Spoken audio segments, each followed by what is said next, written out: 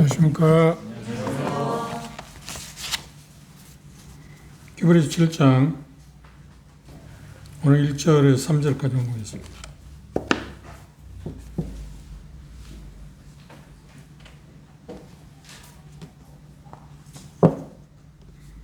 히브리서 7장 1절부터 3절까지 함께 읽도록 하겠습니다.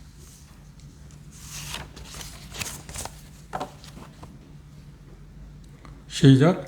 멜기세덱은 살렘 왕이요 주께 높으신 하나님의 제사장, 여러 임금을 쳐서 주요 돌아오는 아브라함을 만나 복을 빈다.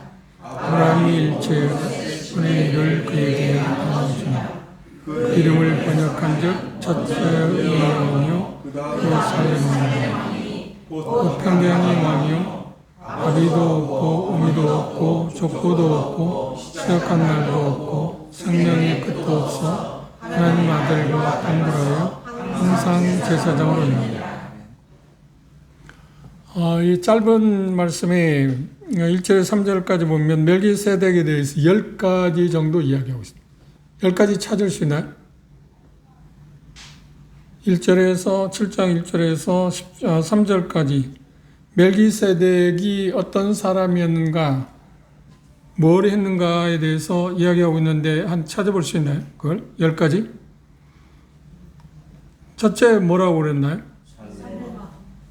그 왕이다. 그 다음 두 번째는 뭔가요? 제사장이다. 세 번째는 아브라함을 만났다. 그렇죠. 아브라함을 만났어. 창세기 이제 14장에 돌아서 아브라함을 만났다. 그리고 아브라함을 만났을 때 아브라함을 어떻게 했다고요? 그렇죠. 축복했다. 네 번째가. 그리고 다섯 번째가 아브라함에게서 뭘 받았다고요? 11조를 받았다. 10분의 1. 그리고 여섯 번째 그에 대해서 말하기를 의의 왕이다. 그 다음 일곱 번째 그는 뭐라고 그래? 평강의 왕, 평강의 왕이다. 그랬어. 의의 왕, 평강의 왕. 그리고 여덟 번째 아비도 어미도 족보도 없다. 아홉 번째 시작한 날도 없고 생명의 끝이 없다. 그 다음 10번째 하나님의 아들과 방불하다. 방불하다고 하는 말이 유사하다, 비슷하다, 그런 의미라고 하고 있습니다. 이 10가지 지난주에 숙제를 냈었는데 못 내죠. 10가지 찾아보라고. 그런데 이제 7장부터 멜기세덱에서 이야기하고 있는데 중요한 것은 뭐냐면 저자는 히브리 그리스도인들에게 레위 지파의 제사장에 비해서 제사장직에 비해서 멜기세덱의 제사장이 얼마나 우월한가. 그건 뭘 이야기하냐면 예수 그리스도의 제사장, 대제사장. 대제사장이라고 말고 우리는 뭐라고 하자고 그래? 큰 대제사장. 큰 대제사장 되신 예수 그리스도에 대해서 지금 히브리 그리스도인들에게 확실하게 가르쳐주기 위해서 멜기세덱을 지금 등장시켰습니다. 멜기세덱의 모습을 보면 하나님의 섭리 가운데 귀한 사람이면 틀림없습니다. 여기 우리가 한 가지씩 찾아볼 그런 건 맞는데 어미도 아비도 어미도 없고 족보도 없다? 그 말이 되는 거야? 언젠가 그런 자기 어머니도 있고 아버지도 있고 족보도 있었겠죠. 그런데 그걸 유대인들의 그 책에 의한다면 아무리 뒤져도 찾을 수 없다. 그게 뭘 이야기했나요? 예수 그리스도와 어떤 비슷한 면을 갖고 있다. 그런데 예수 그리스도와 같다는 이야기는 전혀 아니고요. 예수 그리스도는 정말 본질적으로 그런 분이지만 비슷한, 방불하다, 유사한 비슷한 점을 이 멜기세덱이 갖고 있다고 이야기했습니다. 그리고 시작한 날도 없고 생명의 끝도 없다. 그런데 성경에는 그 시작한 언제 어디서 태어났는가도 말하지 않고 어떻게 죽었는가도 말하고 있지 않다. 유일한 사람입니다. 그걸 보면 그건 역시 누구와 유사하다? 예수 그리스도 하나님의 아들, 진정한 하나님의 아들을 모형적으로 보이고 있다. 유사하다고 하는, 방불하다고 하는 표현보다 모형이다. 상징적인 인물. 근데 더 좋은 말은 성경에서 그 모형이라고 하는 말이 더 좋은 것 같습니다. 모형이라고 하면 구약의 어떤 일들이나 사람들, 사건들이 신약에서 정확하게 말하고 있는 것들을 우리는 모형이라고 합니다. 아무거나 같다. 구약에 이런 것들이 있다고 그래서 그걸 신약에 내용이 없는데 그러니까 그림자가 없는데 그림자는 있긴 있는데 구약은 그림자지 않나요? 신약은 실체입니다. 실체가 없는데 그걸 모형이라고 하면 그건 다 우화적인 해석입니다. 분명하게 구약에 그림자가 있으면 신약이 뭐가 있어야 된다고? 실체가 있어야 된다는 겁니다. 그럼 멜기세덱은 지금 어떻게 하는 거야? 딱 세 군데 나옵니다. 창세기 14장하고 시편 110편에 나오고 그 다음 히브리서에 나오잖아요. 히브리서에 성령님께서 분명하게 뭐라고요? 실체에 대해서 이야기하고 있어요. 그런데 이 실체에 대해서 이야기하는데 멜기세덱이 참 독특한 사람이다. 독특한 사람이다. 그런데 우리가 지금 공부한 것처럼 5장에서 그렇죠? 5장 후반부에서 저자는 히브리 그리스도인들에게 멜기세덱에서 말하려고 그러다가 중지시켰죠. 왜? 그들은 그걸 말한다고 해도 이해를 못하기 때문에. 왜? 신비적인 요소가 있다. 신비적인 요소가 있다는 말다. 이걸 다 이해할 수 있는 입장이 안 됐기 때문에 그걸 이해할 수 있는 성숙한 정도가 이르지 못했기 때문에 아직 이야기를 안 하고 그리고 그들에게 세 번째 경고인 6장의 내용을 통해서 계속 앞으로 나아가라. 그리고 나서 이제 드디어 6장 후반부에 마지막 절에 지금 멜기세덱에서 언급을 했습니다. 한번 보십시오. 다시 한번 우리가 봅시다. 6장 20절 한번 함께 읽어볼까요? 시작. 그리로 앞서가신 예수께서 멜기세덱의 반차를 조차 영원히 제사장이 되어 우리를 위하여 들어가셨습니다. 여기 멜기세덱에서 언급을 했어요. 그러니까 멜기세덱 하면 누구를 생각할 수 있다고요? 예수 그리스도를 생각할 수 있다. 그 특징이 뭐냐면 레위 지파의 아론은 제사장이었지만 왕은 아니었잖아요. 그런데 멜기세덱은 뜻밖의 창세기 14장에 그가 하나님의 제사장이라 나와 있어요. 레위 자손들이 이미 오기도 전에 태어나기도 전에 그래서 위에 다음에 보였지만 아브라함이 멜기세덱의 11조를 바친 것은 곧 그 허리에 있었던 후손이었던 레위 지파도 그에게 제물을 바친 격이 된다 하는 이야기를 통해서 훨씬 우월하다고 하는 것을 이야기합니다. 멜기세덱을 지금 설명하고자 하는 것은 구체적으로 설명하는데 설명하는 이유가 뭐냐면 저자가 가장 우리가 잊지 말아야 할 멜기세덱의 됨됨이라 그게 중요한 건 아닙니다. 그가 예시하고 있는 모형하고 있는 누구를 지금 말하기 위해서 예수님을 말하기 위해서. 그런데 성경에 보면 그 왕이시고 제사장 역할을 한 사람이 딱 한 사람인데 그게 누구라고요? 멜기세덱. 근데 예수님이 바로 그런 분이다. 근데 지난 시간 전에 우리가 공부를 했지만 유대인들은 메시아가 제사장일 거라고는 예측을 잘 못했어요. 메시아는 말대로 왕이잖아요. 나라의 유대 요새 모든 세력들을 물리치고 이 나라 이 세상에 지구촌에 왕국을 건설한다. 그분이 바로 메시아다. 그 메시아 그분이 제사장이라고 하는 것은 전혀 생각하지 못했어요. 예외적인 이야기입니다. 그런데 예수님께서 바로 이 두 가지, 정확히 말하면 세 가지입니다. 선지자이시기도 하잖아요. 그리고 우리가 지난 시간에 보니까 그분은 선구자라는 표현은 앞서가신 분. 그렇죠? 그런 쪽에서 표현을 우리에게 이야기를 하고 있습니다. 중요한 것은 우리가 다음부터 볼 것입니다만 레위 제사장의 제사장 그 계열보다는 멜기세덱 제사장이 얼마나 위대한가, 그리고 예수 그리스도의 제사장, 큰 대제사장이 얼마나 위대한가 하는 것을 말하기 위해서 누구를 등장시켰어요? 성령님은 지금 멜기세덱을 등장시켜서 비슷한 점, 방불하다 하는 비슷한 점, 유사한 점, 모형적인 면들을 히브리 그리스도인들의 이야기함으로 말이야. 그들은 그럼 제사 제도를 너무 잘 알고 있잖아요. 그런데 문제가 왜 이걸 저자가 지금 이야기하고 있냐면 우리가 공부한 것처럼 유대인들은 지금 거듭났다고 하는 사람도 있지만 그 중간에 아직 확실히 믿음을 고백하지 않은 사람도 있고 또 맛은 봤는데 예수 그리스도의 그런 게 복음의 하나님의 복음에 대해 맛은 봤는데 이건 아니다 싶어서 그냥 유대로 돌아간 사람도 있고 그들 가운데 가장 큰 문제가 뭐냐면 대제사장의 위험, 그것이 지금 그들 가운데 확실하게 지금 정체성이 빈곤해 있습니다. 그래서 이 부분을 통해서 멜기세덱을 통해서 예수 그리스도에서 왕이시고 대제사장이라는 사실, 레위 제사장의 제사 제도가 잠정적 일시적이었다. 그런데 일시적인 것에 돌아갈 거냐 아니면 영원한 것으로 돌아갈 거냐, 그곳에 머물 거냐 하는 이야기가 있습니다. 그래서 끝부분에 3절 끝에 이야기가 뭐라고 했나요? 그렇게 했잖아요. 하나님 아들과 방불하여 항상 뭐라고 하냐? 항상 제사장이니까 영원히 제사장인데 영원히 제사장. 누가? 그렇죠. 멜기세덱이 그런 것처럼 예수님이 그렇다. 제사장 역할이 무엇인가 하는 것을 우리가 차후에 더 자세하게 볼 것입니다. 그러면 첫 번째, 멜기세덱은 아브라함 동시대에 있었던 사람입니다. 그런데 이상하지 않아요? 우리가 제사장 생각할 때 모세, 그러니까 율법이 시작되고 나서 제사장 제도가 생겼잖아요. 그렇죠?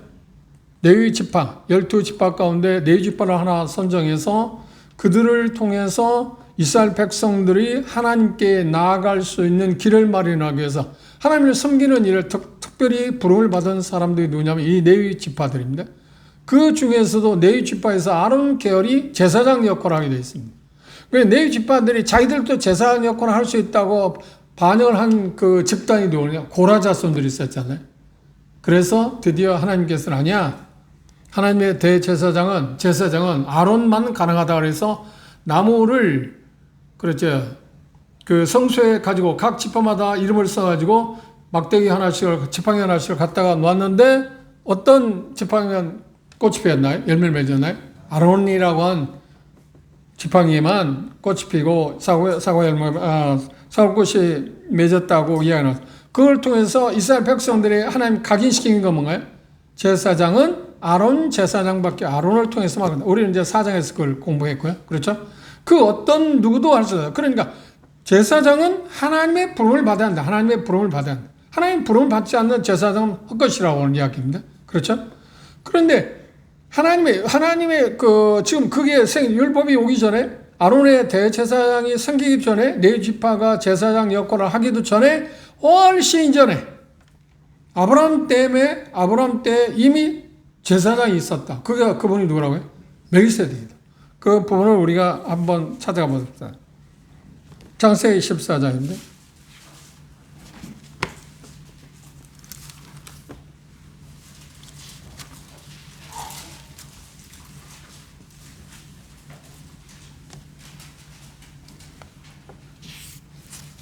창세기 14장 1절에 보시면 당시에 시랄 왕 아므라멜과 엘레살 왕 아리옥, 엘람 왕 그도라멜, 고임 왕 디달,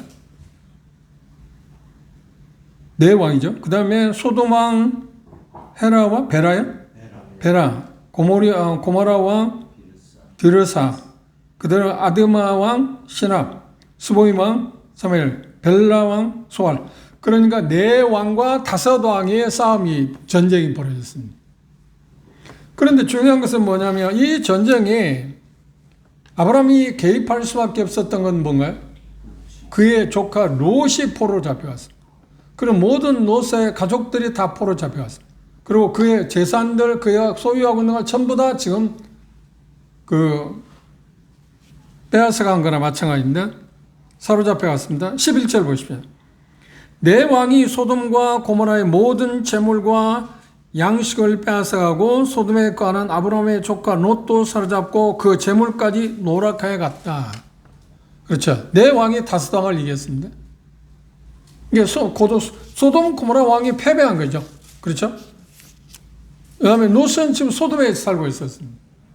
그러니까 우리가 롯과 롯의 철을 주의하라고 마태복음에서 예수님이 말씀하셨는데 이미 하나님께서는 롯에게 몇 번의 경고를 줬어요. 소돔에 거하게 될 때 어떤 일을 당하게 될 건가. 그런데 롯은 그 경고를 무시했어요. 그런 19장에 가서 거기서 계속 살다가 결국은 어떻게 했나요? 거기에 재판장이 되기도 했잖아요. 뻥뻥거리고 살았습니다. 그런데 결국은 하나님의 경고를 무시하고 어떻게 했나요? 결국 소돔 고모라 멸망하고 모든 걸 다 잃게 되고 우리는 단신으로 나올 수밖에 없는, 그리고 그 결과는 참으로 생각할 수 없는 그런 부도덕한 그 결말을 맞게 됐는데 이 예고를 이미 하나님께서 하시거나 마찬가지입니다. 그럼 우리 같으면 그런 일이 다 하고 자기 큰아버지 지금 아브라함에 의해서 318명을 키우고 있는 군사를 데리고 와서 다시 포로로 잡혀있던 롯과 그 처들, 그 식구들, 재물들을 다 뺏어 왔잖아요. 지금 회수한 것입니다. 그러면 여러분 같으면 어떻게 생각해요? 소돔 고모라 있으면 안 되겠다. 정신 차릴 거라니까. 그런데 롯은 전혀 그러지 않습니다. 그게 우리가 이 부분에 좀 생각해 볼 수 있는데 그건 우리가 생각할 수 있는 게 아니고 그 이야기를 그 중에 히브리 사람 하나가 여기 포함 가운데 보면 도망한 자가 와서 히브리 사람 아브라함에게 고하니 이 히브리라는 말이 처음 나오는 말입니다. 건너온 자라는 뜻이 있어. 멀리서 온 사람 그런 의미가 있습니다. 그 와서 말하기를 뭐라 했나요? 당신의 조카 롯과 그 식솔들 그리고 모든 것이 약탈당했다. 그렇죠? 그래서 그 소식을 듣고 나서 14절에 보면 아브라함이 그 조카의 사로잡힘을 듣고 집에서 길고 연습한 자 318명을 거느리고 그 군사입니다. 종들인데 훈련을 시켰던 바입니다. 그 지역에서 살기 위해서. 그런데 318명 가지고 내 왕을 이길 수 있나요? 그 가능성이 없는 것입니다. 하나님이 도우셨죠. 그렇죠?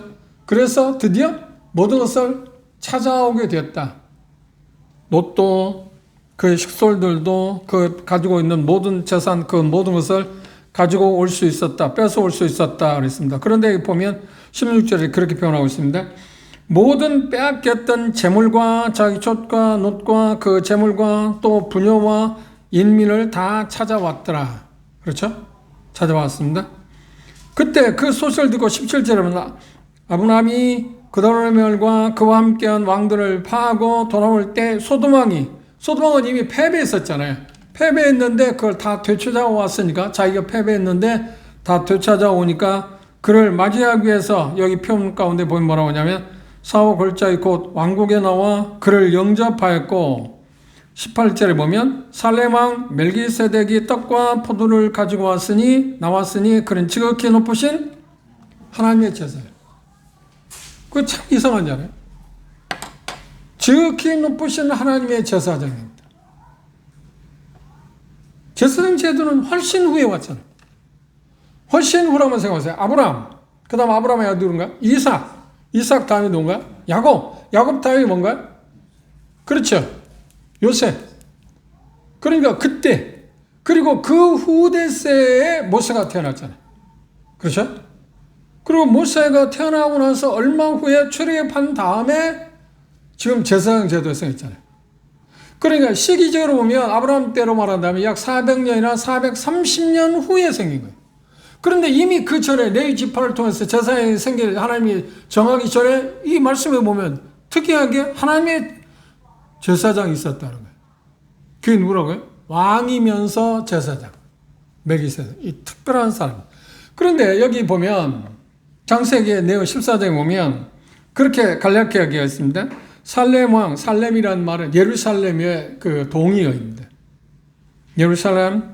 그래 나중에 예루살렘 되었습니다. 멜기세덱이 떡과 포도주를 가지고 나왔으니 그는 지극히 높으신 하나님의 제사장. 이게 대단히 중요한 말입니다.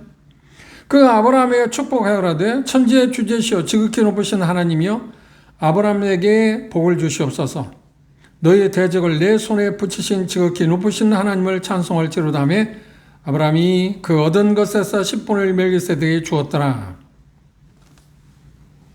그리고 지금 멜기세덱에 대해서 어떤가요? 없어요. 그런데 또 조용했다가 히브리서 시편 110편을 보십시오.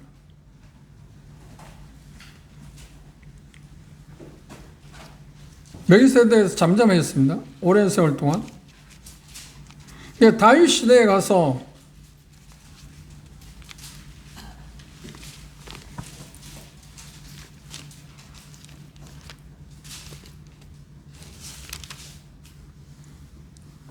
(5절) 보십시오. 4절입니다. 시편 110편 4절. 함께 읽을까요? 시작. 여호와는 맹세하고 변치 아니하시리니 이르시기를 너는 멜기세덱의 반절을 조차 영원한 제사장이라. 여기 너는 누구를 지금 이야기하는 거야? 예수 그리스도. 메시아. 그런데 이스라엘 사람들은 그분이 메시아인 줄은 알았지만 그분이 제사장이라고 해서는 전혀 생각지 못했다. 그러면서 오랜 세월이 흘렀습니다. 오랜 세월이 흐르고 그러니까 정확히 말하면 약 다윗이 BC 1000년대 시대이니까 지금으로부터 한 3팽 그러니까 2000년 그러니까 정확히 말하면 1000년이 흐른 후 신약시대 예수님 오실 때니까 신약시대에 와서야 드디어 뭐라고 거야? 지금 히브리 저자는 성령님에 의해서 뭐라고 하냐면 멜기세덱에서 언급을 하고 있어요. 여기서 우리가 주목해야 할 게 뭐냐면, 그는 멜기세덱의 특징이 뭐냐면, 첫 번째 뭐냐? 왕이었다고 하는 데 있습니다. 그 다음 두 번째는 뭐냐? 제사장이었다.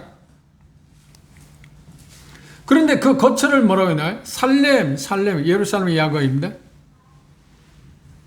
그런데 여기 먼저 멜기세덱이 할 때 그의 왕권을 이야기했어요. 그는 왕이었다. 그런데 어느 나라 왕이었다고요? 살렘. 그의 거처가 살렘. 그래 예루살렘을 정점으로 하는 그 지역의 왕이었다고 이야기했습니다.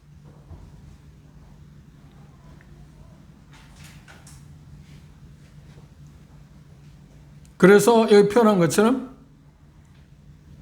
그는 지금 어떤 것을 예시하고 있냐면, 모형적으로 이야기했냐면, 예수 그리스도에서 예루살렘에 오실 거고, 결국, 그렇죠? 예루살렘에 오시는데 그분이 어떤 분을 왕님겸, 왕과 먼겸, 제사장으로 오실 거다. 그게 지금 멜기세덱이 우리에 보여주는 거다.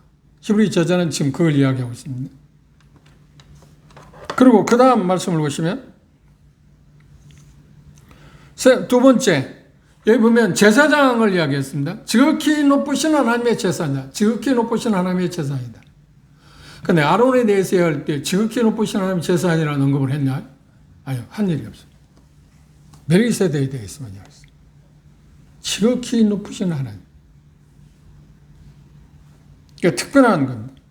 그러니까 이미 창세기 14장에서 성령님께서는 멜기세덱을 볼 때 앞으로 신약의 예수 그리스도에서 지극히 높으신 하나님의 제사장 역할을 하실 분에 대해서 지금 바라보고 있었다는 거예요. 멜기세덱 그걸 모형적으로 보여줬다는 겁니다. 그래서 그에 대해서는 뭐라고 하냐면 지극히 높으신 하나님의 제사장이다. 아론은 아닙니다.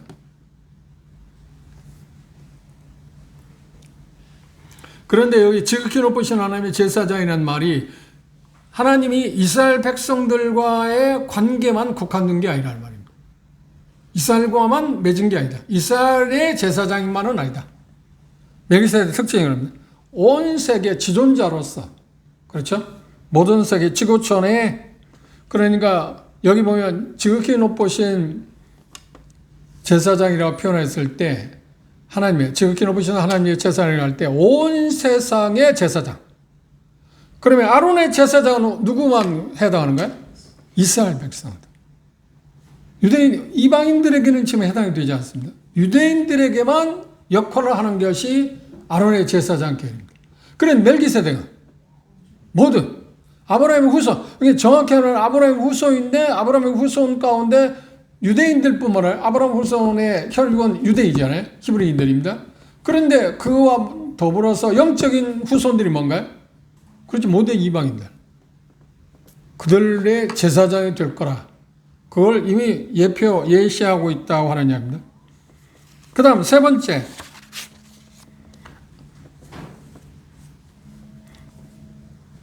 창세기 14장에서 이야기한 것은 아브라함을 만났습니다.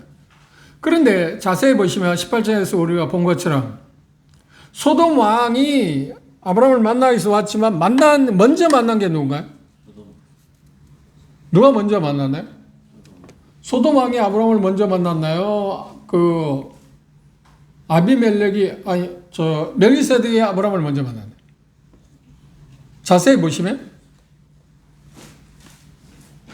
만나러 왔다고 이야기하고 있습니다. 누가? 소돔 왕이. 그런데 정작 누구하고 대면을 시작했나요? 멜기세덱하고. 그런데 멜기세덱은 아브라함을 만났을 때 뭘 줬나요? 여기 표현 가운데 보면 축복할 때 네 번째 축복했다고 이야기하겠습니다. 축복할 때 뭘 주었다고 그랬나요? 떡과 포도주 줬다. 한번 생각해보세요. 318명이 아무리 정예 부대라 할지라도 내 왕과 싸워서 이기는 일에 의해서 지쳤을 거 아닙니까? 그렇죠? 지쳤어. 기진맥진히 할 수 있습니다. 그럴 때 멜기세덱은 왕이면서 제사장으로 아브라함을 만나기 위해서 왔는데 뭘 가지고 왔다? 떡과 포도주. 떡은 그러면 떡을 주었을 때 아브라함 뭘 얻었나? 떡을 먹고 어떻게 했나? 힘을 얻었겠죠. 포도주를 먹냐? 그래 즐겁게 하는. 이게 특별한 것입니다. 특별한 것입니다. 그걸 주었을 때, 그 다음 중요한 것은 여기 아브라함을 축복했는데, 축복은 누가 누구를 축복한다고요? 높은 자가 낮은 자를 축복하는 거예요? 낮은 자가 높은 자를 축복하는 거예요? 높은 자가. 그래서 창세기 후반부에 보면 야곱이 바로를 만났습니다. 그렇죠? 자기 아들에 의해서 인도되어서 바로를 만났어. 바로를 만났을 때 바로가 야곱을 축복했나요? 야곱이 바로를 축복했나요? 그래, 야곱은 뭔가요? 나는 당신보다 훨씬 높은 사람이야. 자기 위치를 알았어요. 왜? 그는 이스라엘이니까. 야곱이 아니에요. 더 이상 야곱이 아니야. 이제까지는 야곱이었지만 바로를 만났을 때 하나님의 대리자로 지금 자기는 만난 것입니다. 그래서 그를 축복했어요. 복을 빌었다. 놀라운 이야기입니다. 그리고 히브리 저자는 제가 그걸 계속 이야기하고 있습니다. 사장에서 우리는 이미 봤지 않나요? 그런 부분에 대해서. 그래서 낮은 자가 높은 자에게 복변을 받는다. 축복한다. 근데 여기서 우리가 주목해야 할 게 하나 있습니다. 제가 언젠가 말씀을 드렸습니다만, 축복은 우리가 축복한다고 할 때 사람이 사람을 축복할 수 있습니다. 우리가 기도할 때 조심해야 해요. 단어. 하나님 우리를 축복해 주십시오 하는 것은 어떻게? 복을 비는 거예요, 하나님이? 아니요, 우리는 복을 주시는 분이에요. 축복해달라고 하면 안 돼요. 복을 주십시오. 우리 복을 내려주십시오. 저 형제 자매에게 하나님 이런 복을 주십시오 하지. 하나님 복 축복해 주십시오. 이건 대단히 문제 있는 말입니다. 그런데 우리는 자연스럽지 않나요? 축복은 복을 비른다. 하나님이 우리는 복을 빌어주는 건 아니잖아요. 복을 주시는 분이지. 근데 우리가 사람이 사람을 축복할 때 축복할 수 있어요. 그건 복을 빌어주는 거잖아요. 그런데 멜기세덱은 지금 사람이니까 아브라함을 만났을 때 아브라함에게 뭐래? 복을 빌어줬어요. 축복했다. 축복할 때 뭐라고 축복했나요? 축복 내용을 보시면 아까 다시 돌아봅시다. 계시록 18장으로 돌아가서 창세기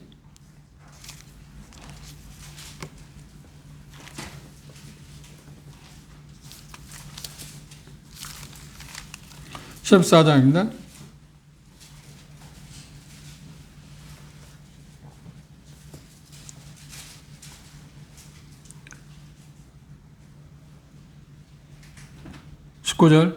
그 아브라함을 축복하여 가로되 천지의 주제시오 지극히 높으신 하나님이여 아브라함에게 복을 주옵소서. 너희의 대적을 내 손에 붙이신 지극히 높으신 하나님을 찬송.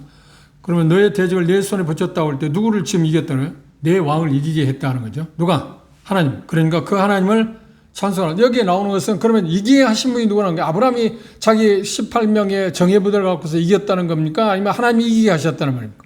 그래서 하나님이 이기게 하셨으니까 하나님께 찬송하라고 그랬잖아요.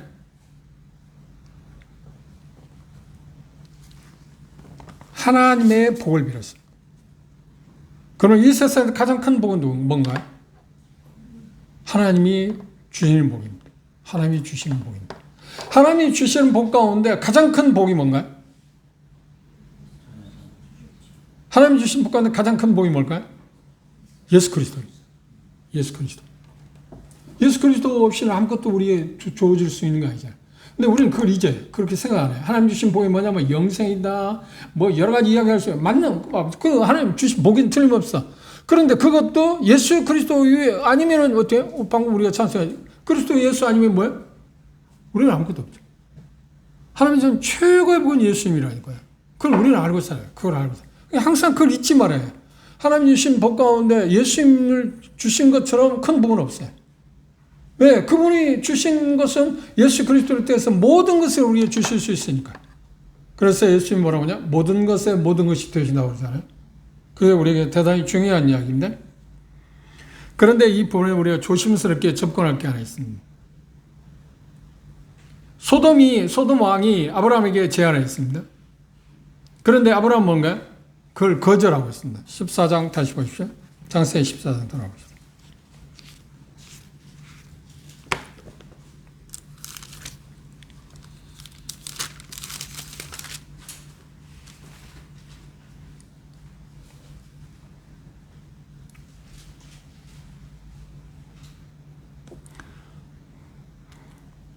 21절 보십시오. 소돔 왕이 아브라함에게 이르되 사람은 내게 보내고 물품은 내가 주하라. 그러니까 소돔 왕과 관련됐던 사람들까지 다 지금 잡아왔으니까 노획물을 가져왔으니까. 그러니까 그 사람들은 자기에게 돌리고, 그렇죠? 자기가 돌아. 그리고 취한 그 모든 것을 어떻게 하겠다고요? 물질은 어떻게 하겠다고요? 네가 취하라. 그러니까 아브라함이 뭐라고 한가요? 보십시오. 한번 읽어봅시다. 22절 시작. 아브라함이 소돔아에 이르되 천지의 주제시오 지극히 높으신 하나님 여호와께 내가 손을 들어 맹세하노니 내 말이 내가 아브라함으로 치북케 하였다 하는 말 할까 하여 내게 속한 것은 물론 한실이나 신들매라도 내가 취하자. 아브라함이 그렇게 할 수 있었던 것은 누구를 봤기 때문입니까? 천지의 주제이신 그 하나님. 그리고 더 중요한 것은 뭐냐면 아브라함이 그렇게 지금 그 사람이니까 그 노획물은 어마어마한 거 아닌가요? 그것에서 생각을 안 가할 수 있는 건 아니잖아요. 다 생각이 그것을 쏠릴 수 있잖아요. 그런데 거절할 수 있었던 배경은 어디에 있나요? 그래서 조금 전에 누구를 만났나요? 멜기세덱을 만났어요. 우리가 이 세상에 수많은 유혹들을 받잖아요. 그 유혹들을 이길 수 있는 방법이 뭔가요? 첫째, 천지의 주제이신 하나님을 우리가 생각하는 것입니다. 하나님은 모든 걸 주신다. 그러니까 당장에 지금 아브라함이 소돔 왕이 지금 그에게 제안하고 얻어온 그 노획물을 지금 아브라함이 지금 소유하고 있잖아요. 갖고 있잖아요. 그걸 하나님이 당장에 주지는 않았습니다. 그런데 그걸 다 소돔 왕에게 되돌려줍니다. 하나도 내가 갖고 싶지 않다. 그래서 왜 갖고 싶지 않다고 그랬나요? 아브라함이 부하게 된 것은 천지를 지으신 하나님이 아니고 소돔 왕에 의해서 주어진 것이라는 말을 듣고 싶지 않겠다. 그 말을 당당히 할 수 있었던 건 뭐냐면 천지의 주제이신 하나님을 그가 바라봤고 천지의 주제이신 하나님을 바라볼 수 있게 한 사람이 누구예요? 바로 조금 전에 만났던 멜기세덱. 우리가 여기서 영적인 교훈을 받을 수 있습니다. 천지의 주제이신 그 하나님을 바라보는 것이 우리가 이 세상을 유혹을 이길 수 있는 방법이다. 그러기 위해서는 어떤가요? 예수의 그들, 멜기세덱, 아브라함의 멜기세덱을 만남으로 말미암아서 힘을 얻은 것처럼 그것들 이길 수 있게 되는 것처럼 똑같은 단어를 쓰고 있잖아요. 멜기세덱은 천지의 주이신 하나님에게 복을 주십시오. 아브라함은 똑같아요. 천지의 주이신 하나님 앞에 내가 맹세하는데 당신의 그 어떤 재물 하나도 내가 받고 싶지 않다.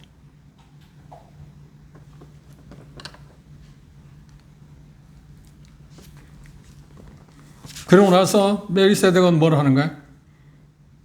아브라함은 뭘 하는 거야? 드디어 여기 표현한 것처럼 얻은 것에 자기가 얻은 것, 자기 것입니다. 자기가 얻은 것에 얼마를 10분의 1을 드렸다. 이게 11조는 여기에서 배경도 그랬지만 나중에 레위기서 보면 레위기서도 마찬가지고 레위 지파들에게 11조, 이스라엘에서는 11조를 내라고 하잖아요. 11조는 누구를 위한 것입니까? 레위 지파들, 기업이 없는 레위 지파들을 공개하기 위해서 11조를 걷도록 했습니다. 그런데 요즘 그걸 잘못해서 시작에 와서 11조를 이야기하는 사람, 이게 엄청난 성경의 문제입니다. 우리 가운데 11조를 받아야 할 레위 지파가 있나요? 제사장이 있나요? 없어요. 유대인들의 이야기입니다. 그리고 그들은 기업이 없었잖아요. 기업이 없는데 그들은 어떻게, 레위 지파는 어떻게 살아가요? 유대인들이 드리는 11조를 갖고 그들이 하나님이 유대인들, 레위 지파의 기업이라고, 내가 그들의 기업이라고 말할 때 하나님께서 그들이 필요한 것을 공급하겠다는 게 아니라 11지파가 내는 11조를 갖고 그들을 공개하겠다는 얘기예요. 그러면 아브라함이 11조를 10분의 1을 멜기세덱에 바쳤다고 하는 말은 뭘까요? 이제 다음 시간에 우리가 보겠지만 이미 아브라함이 들을 때 그 후대 약 400년이나 430년 후에 네 지파들, 그러니까 아론을 비롯해서 네 지파들도 어떻게 했다? 동일하게 누구에게? 멜기세덱 11조를 바쳤다는 게 됩니다. 여기서 말하는 건 뭐냐면 멜기세덱이 얼마나 위대하냐? 크냐? 비교할 수 없다. 누구하고? 아론의 제사, 네 지파 제사한과 비교할 수 없다. 비교할 수 없는 것 가운데 가장 큰 게 지금 여기에서 말하는 것 가운데 하나입니다. 뭘 이야기하는 거야? 아브라함이 11조를 바쳤을 때 네 지파들은 아브라함 허리에 있었다. 허리에 있었다는 말이야. 이미 그 후손들 가운데 400년, 430년 후에 태어날 네 지파들도 바친 것이 됐다. 그렇죠? 그래서 훨씬 더 누가 더 위대하다고요? 멜기세덱이. 그 부분을 지금 이야기하고 있어요. 그러면 거기에서 이야기하는 건 뭔가요? 여기서 가장 핵심은 뭐냐면 멜기세덱은 영원한 제사장이다. 영원한 제사장. 그런데 레위 지파의 제사장은 어떤가요? 일시적이다. 언제까지? 예수 그리스도의 오시기 전. 무심으로 그건 다 끝났잖아요. 이제 우리가 7장 후반부에 보면 계속 그 부분에 대해서 이야기할 겁니다. 그건 이제 구체적으로 그때 가서 다루기로 하고, 그 부분에 대해서 지금, 그러니까 이 부분을 멜기세덱이 아브라함이 멜기세덱에게 10분의 1을 바쳤다 하는 이야기는 뭐냐? 그가 얼마나 위대하냐? 레위 지파들이 받는 그 11조도 그들도 이미 바친 거이기 때문에, 그렇죠. 그러니까 멜기세덱 위대하다고 하는 것을 지금 이야기하고 있습니다. 그래, 여기서 우리가 주목할 건 뭔가요? 높은 자로부터, 멜기세덱으로부터 아브라함은 축복을 받았습니다. 축복을 받으니까 축복 받은 것에 비례해서 아브라함은 멜기세덱에 뭘 드렸나요? 소득의 11조를 드렸어요. 10분의 1을 드렸다고 그랬습니다. 아브라함은 주고 멜기세덱은 받았습니다. 그런데 그게 상징적인 의미가 있었던 것은 멜기세덱이 누구보다 뛰어나다고? 여기 당사자인 아브라함이 아닙니다. 아직 아브라함이 아닙니다. 아브라함이 되기 전이니까 아브라함보다도 훨씬 위대하다. 그러면 그의 후손들이 레위 지파는 그건 말할 것도 없죠. 그들에 비해서 멜기세덱은 훨씬 더 위대하다는. 그건 뭐냐면 아브라함이 바쳤으니까. 그러면 결국 레위 지파들 바친 것이 되니까. 그걸 지금 말하기 위해서 그랬어요. 그런데 이 말하고 싶어 했던 것은, 저자가 말하고 싶었던 건 뭐예요? 예수 그리스도께서 얼마나 위대하신 제사장이냐 하는 것을 지금 설명하기 위해서 이야기하고 있어요. 예, 계속해서 그걸 지금 강조하기 위한 것으로 볼 수 있습니다. 그 다음 6번째, 멜기세덱은 의의 왕이다 그랬어요. 멜기세덱 살림은 그 왕권의 어떤 의의 평강을 가져오는 이 세상의 어떤, 그러니까 모든 것에서 앞서가시는 그런 의의 왕이라고 표현했습니다. 그 다음 7번째, 멜기세덱은 뭐라는 거예요? 평강의 왕이다 그랬어요. 평강의 왕이다 그랬어요. 그러면 살렘이라고 하는 말은 좀 전에 이야기한 것처럼 예루살렘의 동의어입니다. 그런데 살렘이라는 말에서 파생된 단어가 뭐냐면 샬롬이라는 말을 씁니다. 샬롬이라는 말이 큰 여러 의미가 있습니다. 그러니까 그 문자적인 의미는 평안. 우리 인사말 가운데 안녕하십니까? 평안을 빕니다. 하는 것처럼 단순한 인사는 샬롬 그럽니다.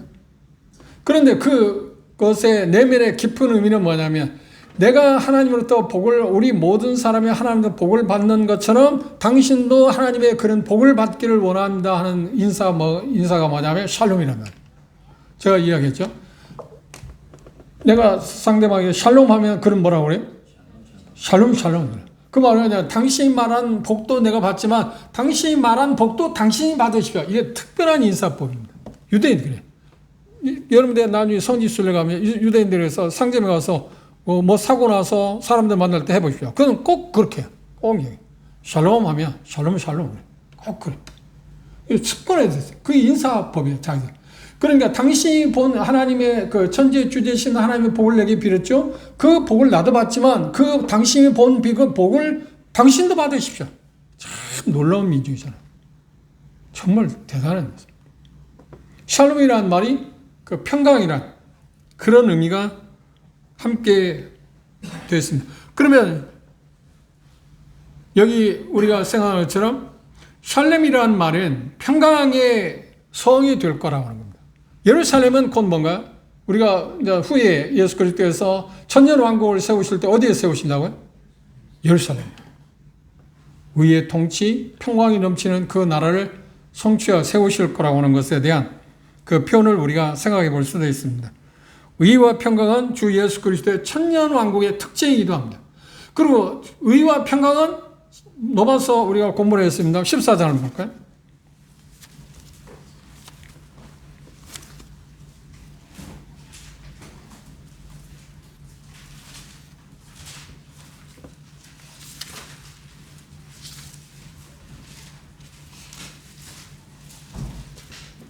17절 읽어봅시다.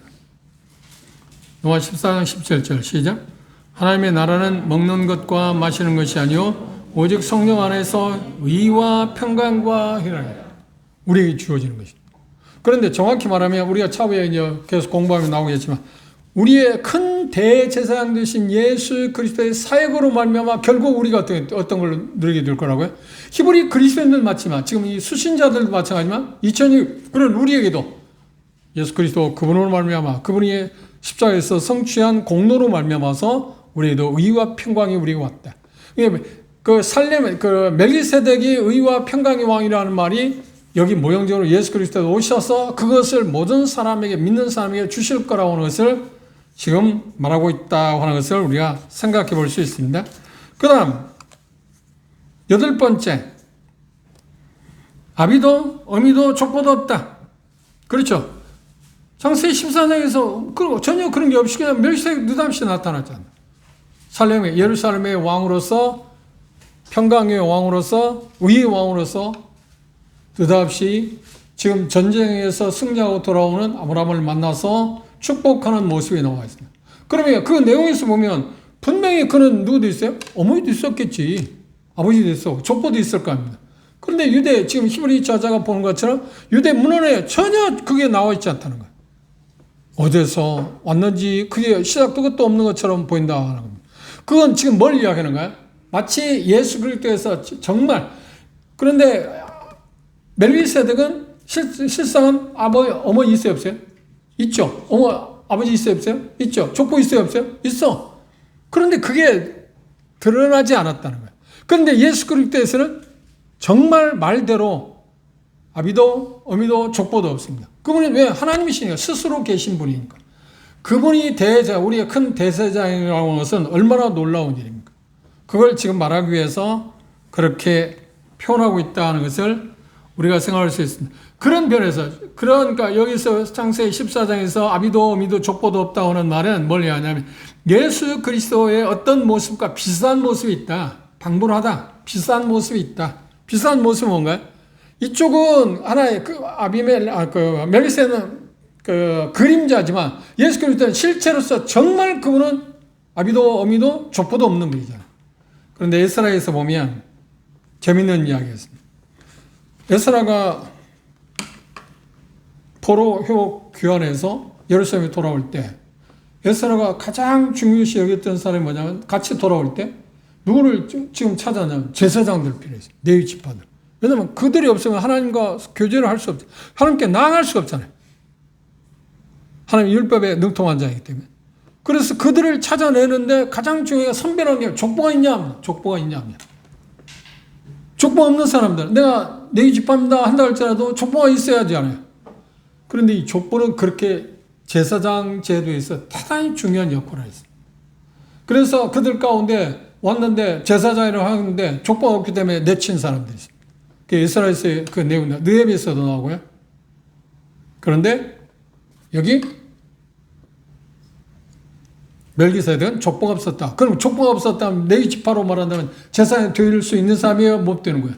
될 수 없는 사람이에요. 근데 그가 하나님의 지극히 높으신 제사장. 그게 차원이 다르잖아요. 그래 이 이야기를 했을 때 지금 히브리 수신자들 잘 생각해 보십시오. 그들은 지금 레위 제사장 제도를 너무 잘 알고 있잖아요. 계속 그 일을 해왔어요. 평생 동안 자기 조상 때부터 지금 당사자들도 계속 그 일을 해왔어요. 그런데 느닷없이 멜기세덱한테 족보가 없었다? 그런데 그가 하나님이 지극히 높은 제사장이라 말이 돼야 안 돼요. 그걸 어떻게 이해하겠어요? 그래서 5장에서 이야기한 것처럼 내가 멜기세덱 이야기하면 너희들이 아직 수준에 이르지 않기 때문에 말한다고 할 때 오해하지 이해를 할 수 없을 거다. 근데 앞으로 나아가기 때문에 정진해 왔기 때문에 그걸 어느 정도 이해할 수 있기 때문에 이제 6장을 거치고 나서 지금 7장에서 이야기를 하는 거예요. 전혀 차원이 달라요. 그걸 뭘 이야기했나요? 지금 예수 그리스도를 예시하고 있다. 멜기세덱은 분명히 예수 그리스도를 예시하고 있다고 하는 것을 이야기하고 있어요. 그런데 거기에서 중요한 건 뭔가요? 결국 멜기세덱은 영원한 제사장이다. 영원한 제사장이다. 시한이 정해지지 않다. 레위 지파는 한시제는 언제까지? 예수 그리스도에 오십니다. 영원한 대제사장 큰 대제사장 되신 예수 그리스도에서 오셔서 우리를 대신해서 대제사장 역할을 감당하기 시작할 때부터 그분이 세상에 오시면서부터 제사 제도는 어떻게 했어요? 폐해졌다. 그런데 지금 히브리 그 수신자들은 여전히 그걸 하고 있잖아요. 아직 성전이 멸망하지 않았으니까. 그죠? 그리고 그것에 지금 미련을 버리지 못하고 있어요. 그거 없으면 안 된다고 생각해요. 하나님께 그들이 나아가는 데는 그 의식밖에 없잖아요. 그런데 왜 그걸 의식, 그 자리에서 우리는 기독교는 벗어나는가, 수신자들은 벗어나는가 하는 것은 예수 그리스도에서 영원한 제사로 그걸 완성했기 때문이다. 지금 그걸 지금 말하기 위해서, 지금 말하고는 있지 않습니다. 그죠? 여기서는 멜기세덱에 대해서 이야기하면서 영원한 제사장으로 있는 그분을 멜기세덱을 이야기하고, 그 멜기세덱은 그 누구에 대해서 지금 모형이라고요? 예수 그리스도에 대해서 모형이다. 그런데 아홉 번째 뭐냐면 멜기세덱은 시작한 날도 없고 생명 끝도 없다. 그래서 그 말은 뭐냐? 영원하다 하는 말. 예수 그리스도 그렇지 않아요? 그는 스스로 있는 분입니다. 그런데 실상은 멜기세덱은 인간적으로 볼 때 시작한 날이 있어요, 없어요? 언젠가 태어난 날이 있겠죠. 그런데 물론이 없다. 언젠가 죽은 날이 있겠죠. 근데 그게 없다는 거예요. 그러나 예수, 그렇죠. 말대로 시작한 날도, 본성적으로 시작한 날도 끝도 없어. 왜? 그러면 처음과 끝이니까. 알파 오메가시니까. 그런데 유사한 점이 있다, 지금. 멜기세덱하고 예수. 그런데 동등하다, 같다는 얘기는 아닙니다. 비슷한 면인데, 그런 모습을 지금 이야기하고 있습니다. 아홉 번째, 열 번째. 멜기세덱은 마치, 그래서 결론적으로 누구와 비슷하다고요? 하나님의 아들과 방불하다. 10가지를 통해서 결국은 예수 그리스도에서 영원한 제사장이다. 그래서 시편 110편 54절에 말한 것처럼 너는 멜기세덱 판차를 주어 영원한 제사장이다.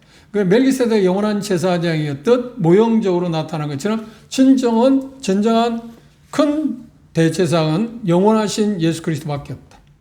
이것을 지금 수신자들이 이야기합니다. 그러면 수신자들이 이 이야기를 했을 때 수신자들이 지금 뭘 말하기 위해서 지금 이 이야기를 장황하게 멜기세덱에서 이야기를 했을까요?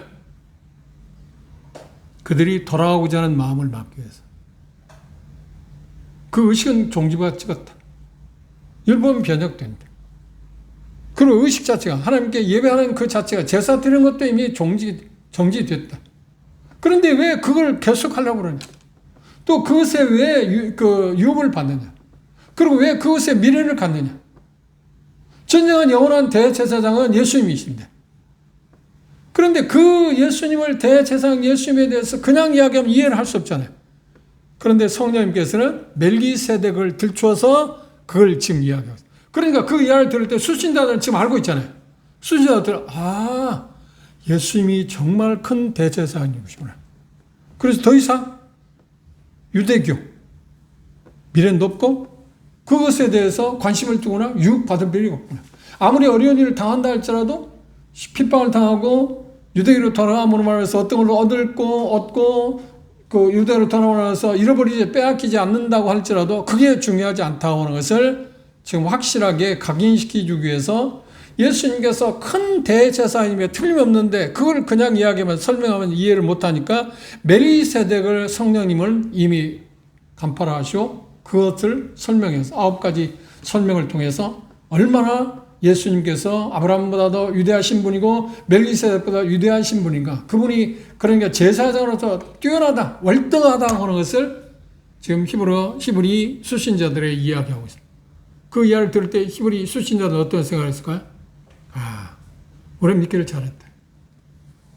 그리고 이 영원한 대제사장 멜기세덱이 지금 모형하고 있는 모형으로 주고 있는 그 예수님 그 예수님을 믿고 예수님의 희생의 대가로 말미암아서 내가 죄사함 받고 이제 하나님과 관계를 맺은 것이 얼마나 내가 잘한 일인가.